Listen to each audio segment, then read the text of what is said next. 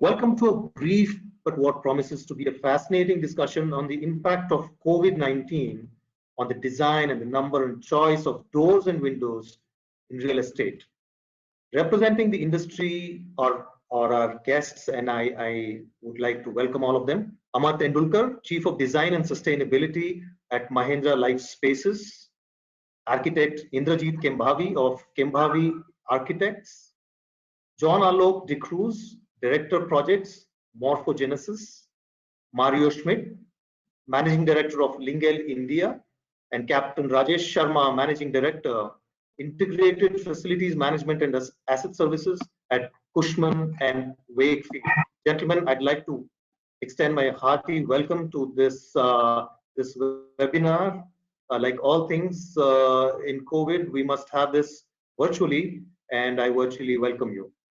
Essentially, our guests today, all of you, basically represent a spectrum of perspectives covering basically the entire supply chain. And that will help us understand the status of the industry in a 360-degree fashion.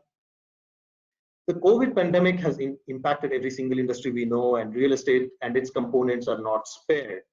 As the lockdown was clamped down, architects, designers, their projects, everything came to a grinding halt in the beginning. Equity investment in the sector was down 57% between January and September, according to a Knight Frank report. Another report from Saville in August says office space absorption was down predictably by 30% compared with 2019, although 2019 was the best year in leasing volume. So 30% may be a figure that needs to be seen in that perspective. That report also predicts a significant impact over the next year or so, but interesting facets of the sector indicate that well-being, hygiene, that kind of thing will seep into much of the sector's demand. Now, specifically, we might be seeing employee hygiene expected to influence design, new areas that promote health, for example, increased emphasis on sustainability ratings, such as LEED ratings, etc., contactless design on elevators and doors and so on, better ventilation and air circulation. These might pop up as new parameters of demand. And the challenge may be how to make buildings in general and their components in particular more compliant with social distancing and coronavirus resistance. And because of the somewhat permanent nature of these of buildings in general, the designs may make those practices almost permanent, and that might actually lead to a better hygiene consciousness overall in the society. So in particular, when we talk about components today, we will be talking doors and windows, as the topic suggests, and those points of entry and filter between our world and the outside world. So if we can go around the table, so to speak, virtually, in what specific way or ways has the pandemic and the lockdown impacted your business the most? That would be the question I'd like to start off with. And how do you expect the impact in future? And then specifically, we're talking about choice and use of doors and windows. Mario, if we can begin with you. You're from Lingel, and you come from that perspective of manufacturing. So would you like to shed some light on that? Sure. Important or very crucial, of course, for our trade is we cannot. Can you please mute your mic? We can definitely not work from home in making windows. We are unable to work from home in taking approach or size measurements. We are not able to work from home when we are installing the windows. So it means all the safety measures we have to clearly instruct and again repeat to our team members. Crucial for us is important that we need all these touch points to really be with our customers. When an initial approach is done, and maybe when we'll talk about the planning, there, of course, we are working online, we are sharing via emails or platforms like this, where we are getting connected with each other without seeing each other. But there are points at site, there are points during the initial planning stage, and there are points where we do need our customers to coming to us. This year we don't have conferences. This year we don't have exhibitions. So all these things we had to really tune ourselves how virtual platforms like yours, and we are really feeling happy of being invited here today, are important and they are getting adopted. But as I said, on the execution part, there we have really limited ways of cutting down the actual way of meeting. Or a company like us who is working across the country, when the country had opened up in lockdown 3, 4, 5, or whatever stages are there, we had a problem in interstate traveling. Our fabrication facility is in Rajasthan. We had to send goods to Karnataka, Bangalore, Chennai, Tamil Nadu, all the places, to Uttarakhand. And they are, of course, crossing the state borders. Crossing the state borders with the material was still okay, but then getting the process and getting the people over there and installing the products right. This was one of the major setbacks what we especially had in our business, because we are not just fabricating, we are fabricating and installing and providing a turnkey solution. This was a great hit in the first couple of months. But now, luckily, we are really overcoming, and even in the Northeast or in other places where we are working now, slowly the country is really fully open up so that we have a chance to really revamp ourselves. And with the privilege of having customers with us, people are connecting with us, asking us for solutions. We are happy and serving them again. But yes, we had to retune ourselves. We had to revamp the supply chain, production chain, transport and installation. And this was a major challenge in the first couple of months. This is 100% for sure. Okay. Thank you, Mario. And we will come back and pick your brains a little bit more on the actual manufacturing bit as well and such. But Alok, welcome Alok to this discussion. And if you could come in next as somebody who takes on end-to-end projects, and that's a good perspective for us, because you can probably give us your thoughts on probably what is the entire supply chain of this, because which parts of the business, which parts of your business might feel the most pinch, for example, or the most pleasure, if that's the opposite word. Hello? Yeah, thanks, Shashi. So, Shashi, a lot of what's been going on now, and we've been looking at this, and you've noticed a lot of this also now in a lot of these society connects, where people have really now started relating to a lot of the stuff that architects, and the rest of the people over here as well, have been putting into play for quite some time. So, give you an example. When we approach design, now we approach design through a very process kind of driven approach. Where we break it down into these very measurable matrices, okay, them being sustainability, optimization, uniqueness, and livability.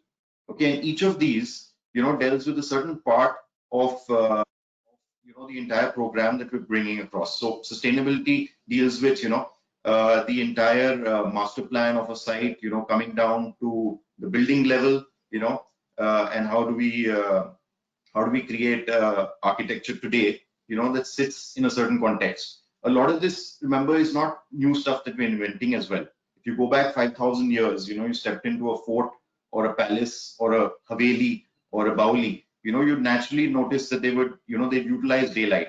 They would utilize cross ventilation. All things that people now, we're feeling that you're moving back to.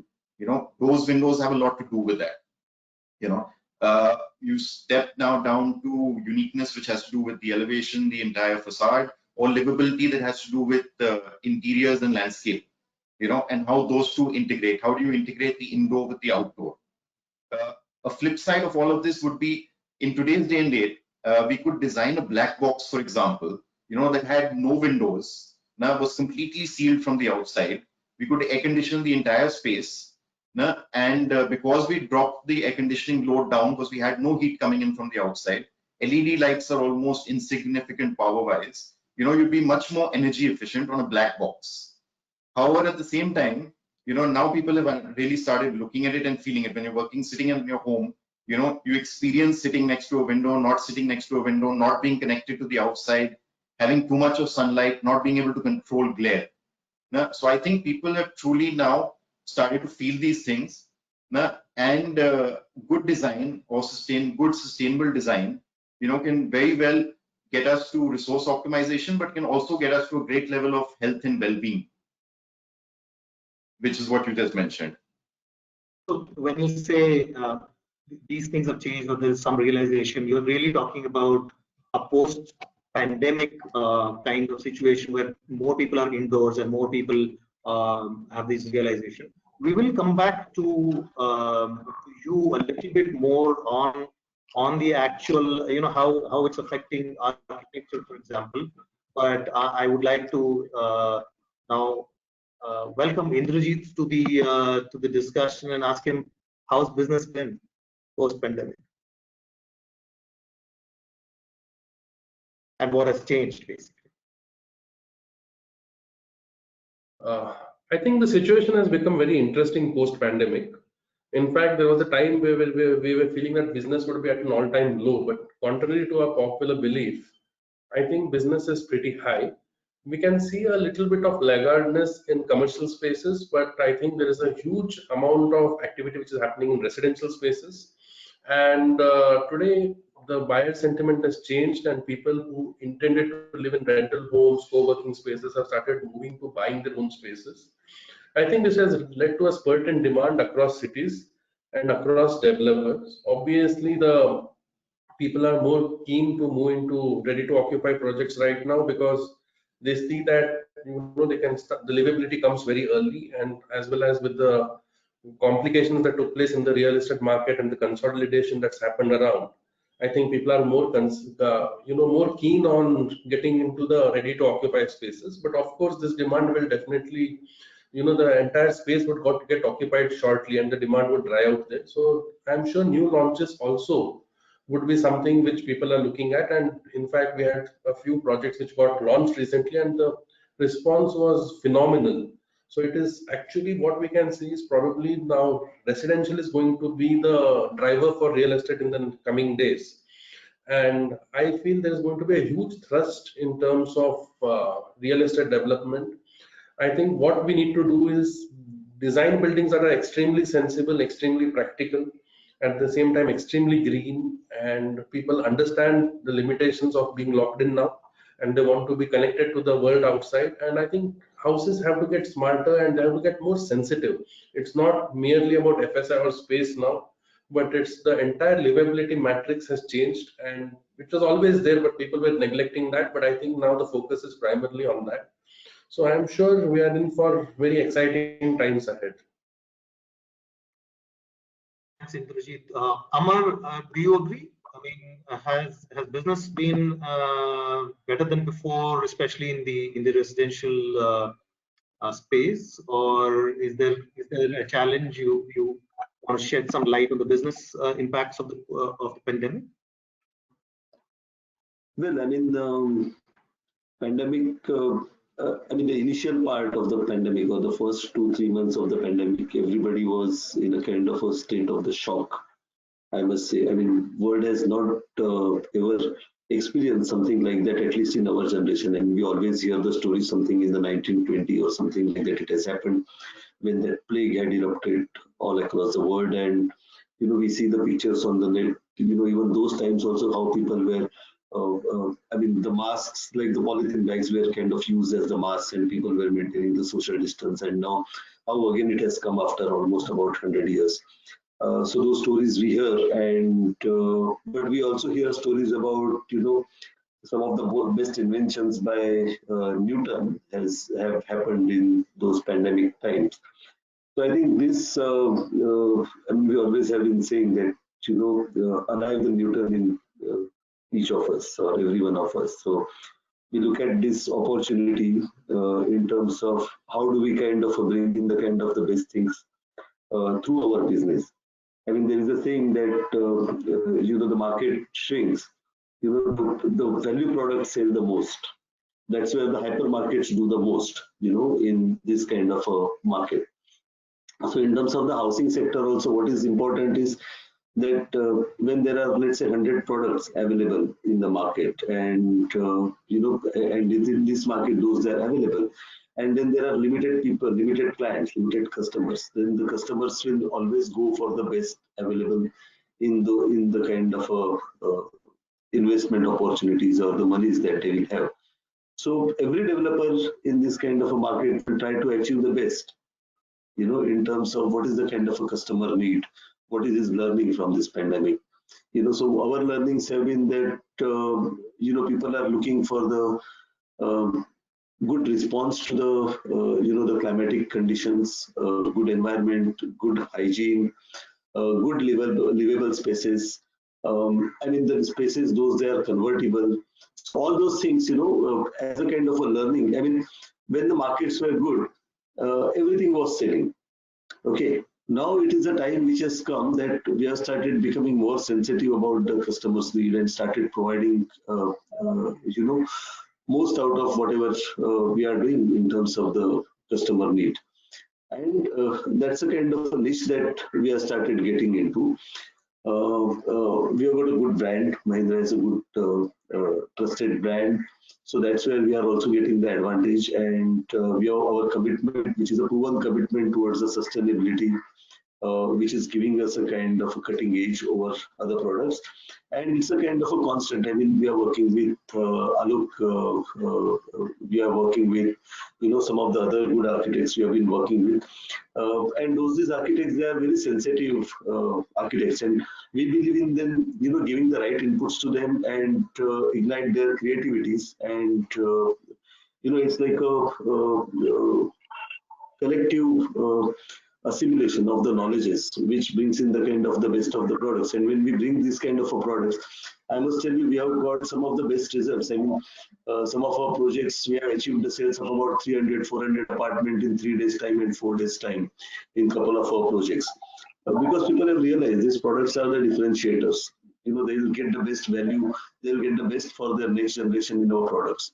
So we take it as an opportunity in terms of bringing in the best of the product.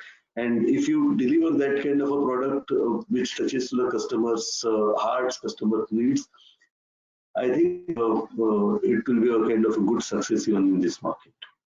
Thanks. Rajesh, welcome to the discussion as well. As Amar was just mentioning, it's really an assimilation of different functions of what different people do, and then it all boils down and comes to you. What do you see as the new thing that you must cope with? And are you as facility management and assets services, do you feel overwhelmed by what's happening, or do you feel challenged by what's happening?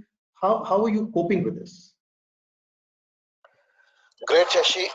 Like yesterday I said, maybe I'm the odd man out, because purely in terms of designing and getting this stuff is, we have the experts and I am probably one of the users.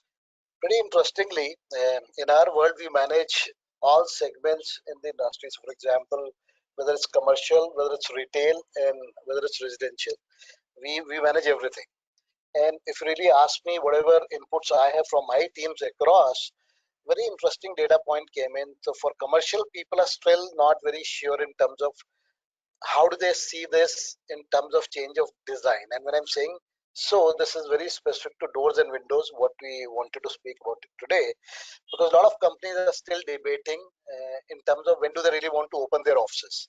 So they are saying, okay, let's wait for some more time.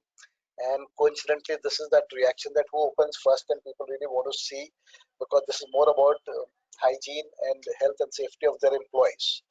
When I talk about retail sector, rather they are saying, guys, we need to reduce the number of doors and windows we have. We need to have more open spaces, because now they are looking at it as a hindrance to their businesses. And we coincidentally manage few of the top malls in India. I don't want to name the clients, but I think their approach is pretty clear, and we have already started seeing them dismantling their so-called compartments and different floors. And their logic is, we need to have open spaces for people, and this is, they feel, is the expectation from their end clients. And pretty interestingly, from residential sector, what we have realized is people are saying that, guys, unfortunately, because of COVID, we need more spaces within the house, because God forbid if someone is tested positive. There are only 3 bedrooms. There are 4 members in a house. What do? They think, can we have a small compartment within a room? Because if there are 2 kids, at least let's separate them. It's about that whole concept of isolation. So initially we thought people are reacting it just because no one has a right answer and people are still trying to gauge, but we seriously started looking at this trend being implemented on ground, because a lot of residential clients or a lot of residential sectors we've seen, so many requests came in, there's already modification work going on, and modification is only to the tune of, in the bigger rooms, can we have a sort of a partition in between that? In the house also we want separation of people, especially we realize that wherein we have elder people, it's not about kids, but definitely where people, there are elder people, they are doing these partitions within a home. They are saying we want to make sure at least they are isolated and they are not even in touch with us on a day-to-day basis. So if you really ask me as a user, I've seen these 3 trends coming in, but coming back to commercial, whatever people have started opening up, I think undoubtedly, and maybe we'll talk about that a little later, in terms of what sort of doors and windows we are talking about. It's not about whether we need to increase or reduce, but definitely the existing trends will change. People don't expect now anyone to have a contact while entering or going out, no opens, whether it's automated or whatever, or we don't need a window or a door. I think that we'll debate little later, but specific answer to your question, impact of COVID on our world is very, very different in all 3 segments. Thanks, Captain Sharma. In fact, Alok, I just wanted to ask you, just leading from that, is that do you see the difference? Do you find a difference in the way that you need to probably design for these new demands? Very interesting how the office space seems to be different in demand from residential spaces. Are you seeing that kind of a contrast almost, or is there something in the material that you're using that needs to change? Right, Shashidhar. So I think Captain put it across very well, because we definitely are looking at very different approaches now to these different, so yes, initially, for example, in commercial, we were looking at collaborative, agile, collaborative kind of spaces. And now today we're talking about, each person is becoming a weapon to the other person, in a sense. So, you're segregating people in that sense. Residential again. So if I take some examples of residential, something that we've looked at that has been working very well, something that we were already doing, we were doing it with an intention of, basically creating a kind of independent. So when we do a residential unit, we normally do one particular bedroom that would be totally accessible from the outside, or else would be accessible through a common lobby, for example, and that has been something that has automatically worked great for COVID. People have started thinking of that as a home office, a place where they could, quarantine, like Captain said, a particular part of the household. We've also been looking at, doors, and coming back to doors and windows, for example, openings have a very important point to play. Like I was mentioning earlier, being able to get the right amount of light in, because you want to ventilate and daylight the space.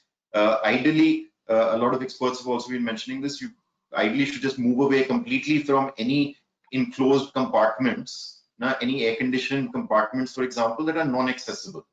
So non-accessible false ceilings, shafts, anything that basically cannot be accessed, therefore cannot be naturally cleaned, ventilated, will lead to fungal, bacterial kind of growths. So opening up windows, natural ventilation, daylight, in a project, for example, sitting in Ahmedabad, we'd be sitting at a window wall ratio, for example, of about 15%, because it's a very harsh climate, Ahmedabad. It's very hot, very dry. You're trying to minimize the openings but maximize daylight.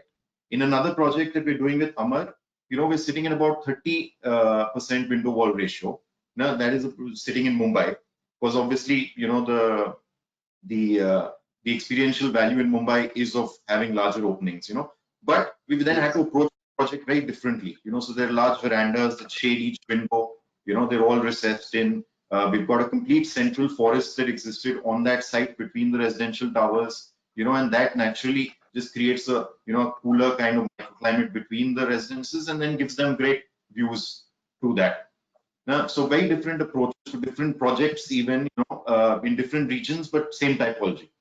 On if I come to commercial, for example, so something that we were always doing in institutional, whenever we design a cluster of classrooms, we'd always design it around one open classroom.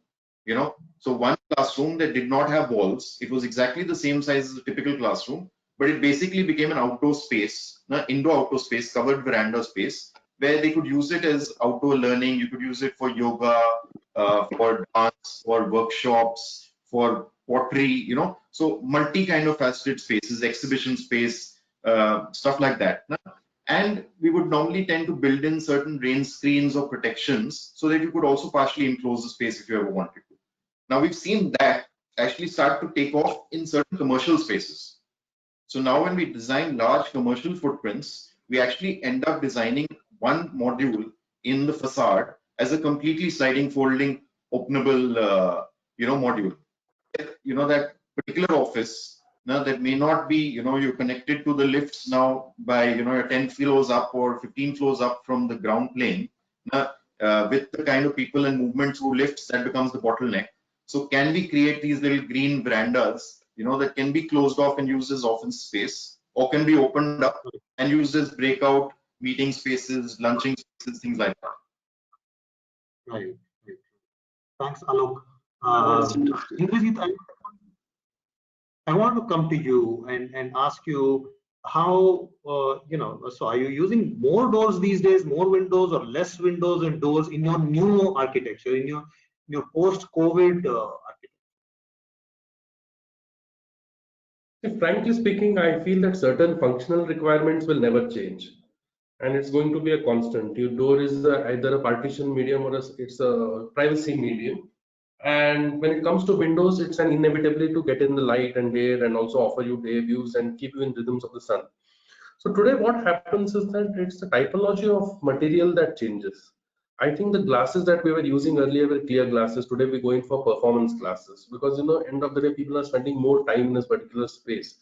And with energy needs and energy efficiency, performance glasses have become extremely essential. And so most of the buildings, in fact, glasses were more common in commercial space, but now we have dragged them into even residential spaces. And so that the quality of light within a space and the reduction of thermal radiation is increased. And also at the same time, when it comes to doors, what we are trying to look at is the essential difference is going to be contact-free doors. So probably it could be as simple as having, automized doors or, like self-sliding doors, etc., which could be used in a particular space to minimize contact. Or on the second side, we could even for simplicity where people cannot afford automation and expensive motives, we could probably have a handle which would be foot operated. So there are certain innovations which can be very simplistic and certain which are more complex. So I feel it's a amalgamation of these things that is going to change when it comes to retail. Like we are designing a new retail experience right now. What we have done is retail spaces in India essentially were enclosed air-conditioned boxes. I feel that's not the solution at all, and it was pretty monotonous and boring. Wherever we go into a mall, it was the same. It was boring. It looked extremely alike. But what we are trying to do today is we are trying to create a micro environment inside, throw open the walls, make the places more seamless, get the natural light and wind in, introduce a lot of courtyards, tropical landscape. So this is the kind of thing which opens up the space and gives in the natural air changes in air movement, and we cool it by solar passive architecture instead of conventional air conditioning. So these are the that are happening across the spectrum.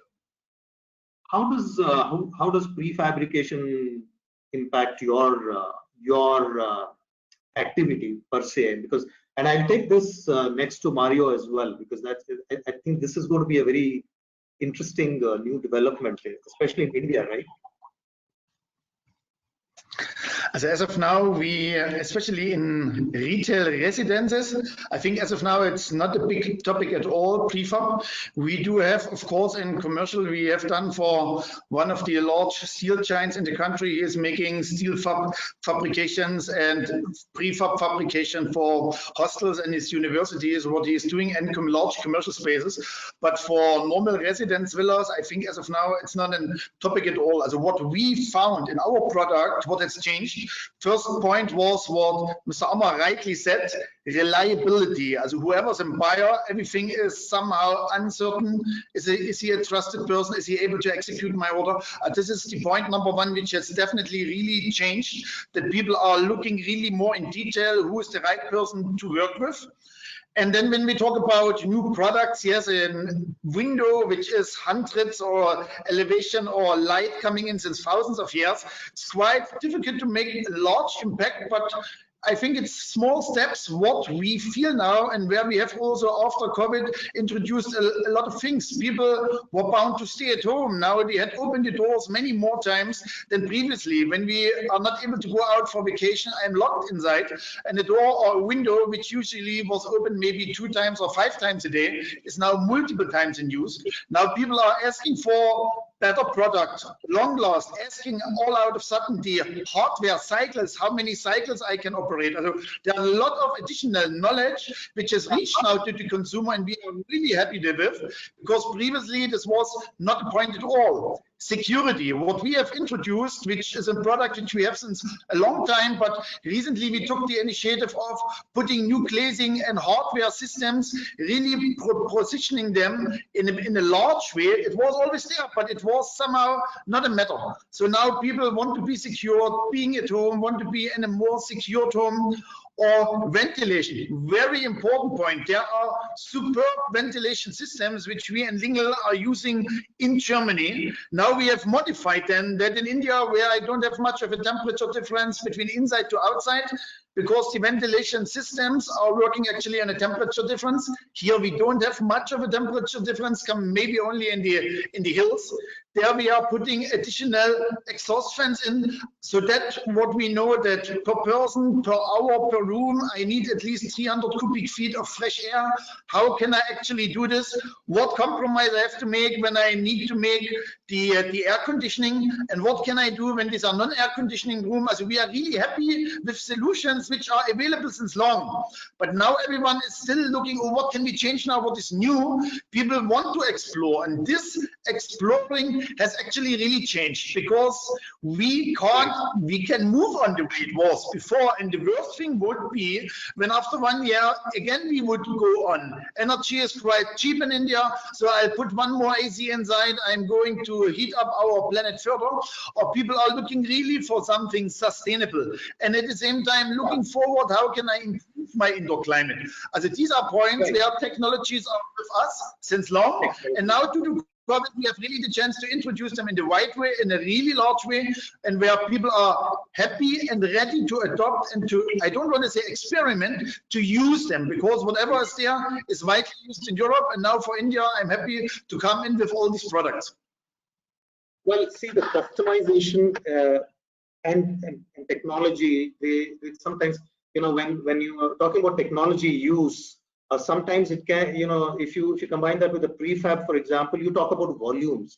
Really, that seems to be in play in an environment, especially, for example, in hospitals, because with COVID being there now in India and elsewhere, you have these large facilities coming up to contain COVID patients, for example, and they might require quick, you know, fabrication.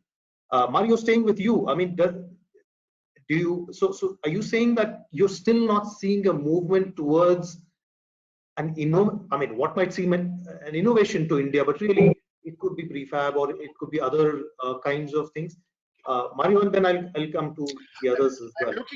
I'm looking personally of course, we do have the prefabricated shelters, but at the moment, I think Indian Army is using it widely. So we do use it in Europe. The moment it came in, or we have a problem with refugees are coming in a large way, when a situation change all out of sudden, so then we should be ready all out of sudden to do it, because where we know that an RCC building is of course going to take time, but this is of course container and accessible, edible container. This would be something the moment I get a demand. Everything is really driven by the market, and we need there of course the support or the funds also from the officials from the government in saying I'll put it in place. Like what we have seen in Delhi or here, then we have made just tents. So now we hope and pray that the second wave, which is maybe about to come or is there already in Delhi, now I really hope that when I have an outside temperature less than 10 degrees, then the people don't think that I make again tents which were mere working in summer, but now at 10 degrees you can't tell someone you are already not well to be outside. So this is some pushes which is definitely needed in terms of creating this kind of a shelter.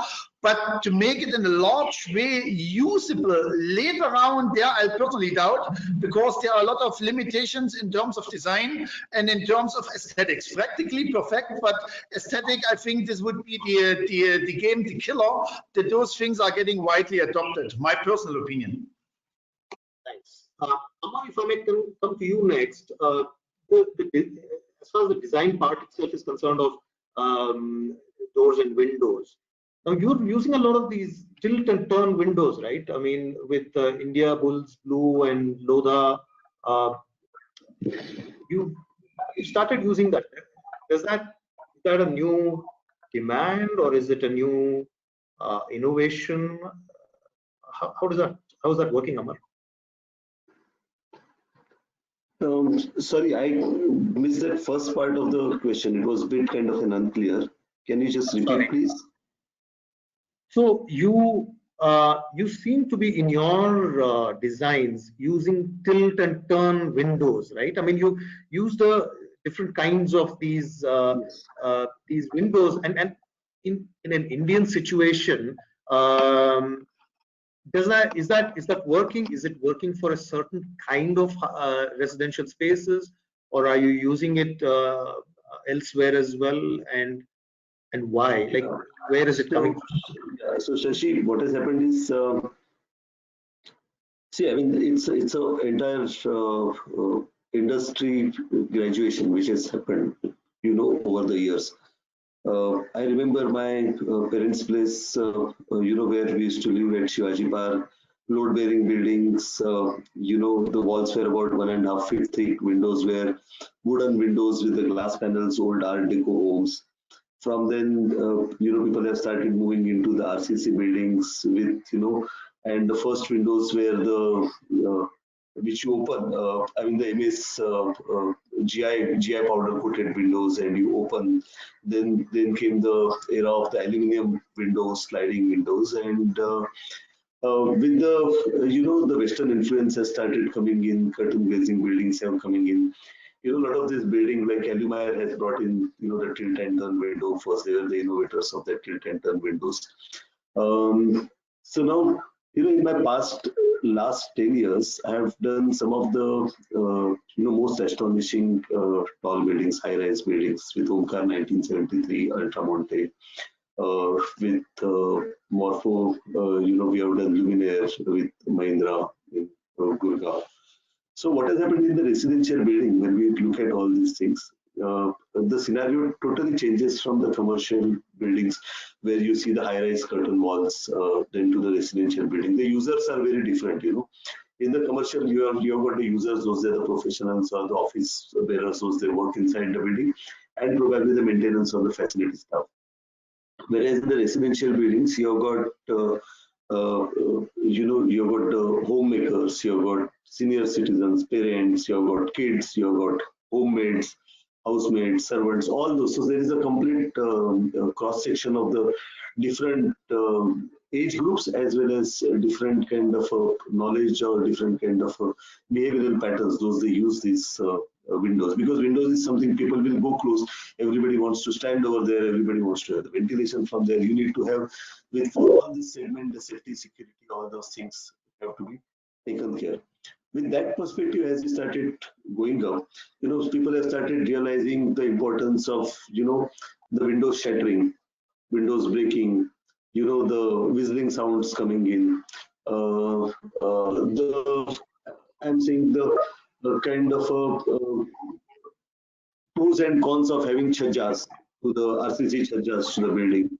And in this, all these inventions have come, that tilt and turn. So in the tilt and turn, you don't need to have the chhajja. You can open the window either sidewise or topwise when there is a rain or when there is a kind of a climate where you don't want to have the the water coming in. You can open it vertically or you can open it horizontally when you want to have the wind coming in. So this is kind of an invention. Plus, they say it protects, particularly in the commercial building with only that much of the angle. I mean, all those inventions have happened top on windows because they prohibit somebody from jumping out, committing suicide. So it's a kind of a different thing which has given this invention. But people have started adopting to that over the kind of a sliding windows, because sliding windows you open, you imagine at a 200 meter, you open the sliding window, whether in your office or whether you're in your home, your furniture starts flying, your curio starts flying, your paper starts flying. So it's not going to work. So what you require is a limited ventilation, which gives you the good amount of the breeze, but it protects your internal environment. So that is the reason this, the windows which have got a limited opening, but still give the kind of a good openness to you towards the outside environment has coming in picture. In terms of the sliding windows or in terms of the sliding folding windows, then we have got the windows which are, lift and open kind of a thing. So when they are closed, they hold the frame, and that's how they sustain the, the pressures which are beyond 2 kPa, 2.5 kPa. Different things have started coming in. People have started graduating from the clear glass to the coated glass, then to the double glaze unit, then the double glaze laminated. So all those things have started once you go into the higher the levels of the performances. So and then there are, I have done some project. I was sitting in Switzerland. I had done one hotel. So there the window styles are totally different. I mean, we have gone to the better windows, but the entire Switzerland or even in Scandinavia have done something. Still the window systems, those that have been used, they still use the wooden windows, and those wooden windows they do is they put the metal encasing, and then they use all their, but their entire process line is still the wooden windows. So where we are talking about wood as something as a kind of a negative impact on the climate, they think that using the metal is the negative impact on the climate. So these are the two thought lines, and I think somebody has to kind of mediate between that and use what is the kind of best. Okay, we are now going to have to wind this up. Unfortunately, I think because we are having a very good conversation.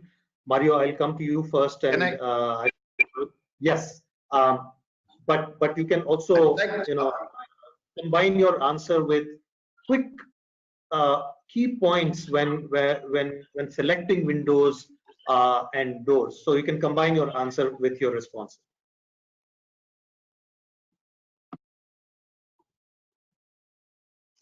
I was wanting to add. Yeah, I was wanting to add one point on the tilt and turn. Advantage key thing from the tilt and turn is I can make window shadow of 5 feet by 5 feet in a single shadow, which is impossible for an encasement window. And of course, those large openings, I can get a good amount of ventilation in. I do have the opportunity even to close it so that I can just tilt it so that the suicide thing is not going to happen. No one is going to fall out. The only internal killer in India is the curtain. I have to make, of course, the structure of the curtain that it's not inside the window approacher. The curtain is outside, so that when I want to open my window, really, so that I'm not in contact with the curtain. And in places where we do have grills in India, and the grills are inside, and in most of the places, only in Mumbai, grills are outside. Usually the grills are inside, so there it becomes an issue. But for a modern building, tilt and turn window is the most enhanced. We have up to 600 Pascal completely airtightness. It's a really phenomenal good technology which is reached, and we are really happy that this demand of this particular design keeps on rising. I'm happy for this.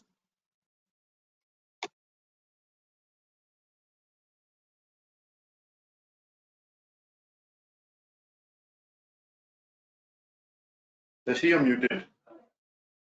Sorry about that. Captain Sharma, I'm coming to you next. Quick 1 minute on key points to consider when you select windows and doors. What kind? It could be material. It could be from your perspective, obviously, the kind of convenience. What comes to your mind?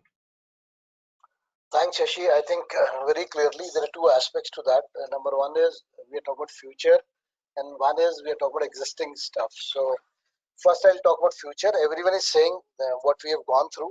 We need to be 200% sure in terms of flexibility. So what I mean is now people are saying, can we have, like generally as a trend, we see this in the commercial places, partitions which are movable, flexible. If need be, tomorrow I need, I can have, otherwise I don't need, I can remove that because there are limitations of space. So within that space, can we do that tomorrow? But knowing very well that today we don't have that so easily available, I think the basic requirement what people are looking at is definitely in terms of and again environment to whatever extent I don't know we can support by this the quality of material we use, but people are definitely trying to say that can we get more environment friendly by using that material. And number two, I think very important aspect is with the so-called new concepts of doors and windows, can we get more space in the existing square footage? So the idea is again as a trend I can go back to the lot of residential places. As a trend we have seen people are talking about doors and windows which are like shutters. They're saying we don't have space. So how do you expect us now add on more doors and windows? And we are talking about this work from home concept. Imagine in a small bedroom people are saying until now they're using the local carpenters. So can you carve it out? But with that carvation, it's only the one way is can we have the shutter system wherein we use less space. I think these are the two important things which comes to my mind because when we interact with the end users, this is their response. Thank you, Captain.